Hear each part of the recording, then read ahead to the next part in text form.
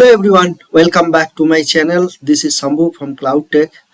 Today I am going to demonstrate for our EC2 instance. If you would like to create a key pair, then how we can create a key pair, that part I am going to demonstrate. Okay guys, so I am already in the AWS console. I have already logged in here. So let's go to the EC2, and if EC2 is not here displaying, since I have recently visited here, it is here. So you can search here EC2, come here EC2, and in the left side, that menu, right, it go to the network and security. Under network and security, here option is the key pair. Just click on key pair, and here I don't have any key pair, so let's click on key pair. And here key pair, this first option is the name, what the name you want to give, right? Suppose I want to give Cloud Tech, okay, name something like that.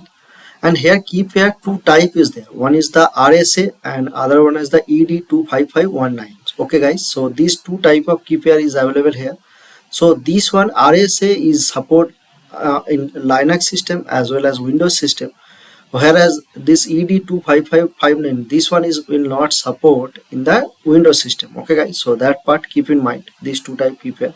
And the next is the private key file format. The format is the PEM key, one is the format and other one is the PPK. Okay guys, so PEM key basically it will be for OpenSSH, and PPK is only for putty. If you are using putty for connecting your EC2 instance, then you have to create a PPK, and if you are using OpenSSH, then you can use the PEM. I will going forward, I will show you how we can use it. Okay guys, so let's click on PEM.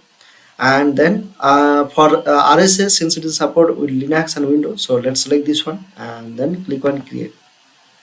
Once you click create, then it is created here. And if you select here, and here some of the action we can check, either import key pair. If you want to modify, then you can import, and delete here option is there. If you would like to delete your key pair, you can delete. And if you want to modify tag, suppose you want to add tag owner,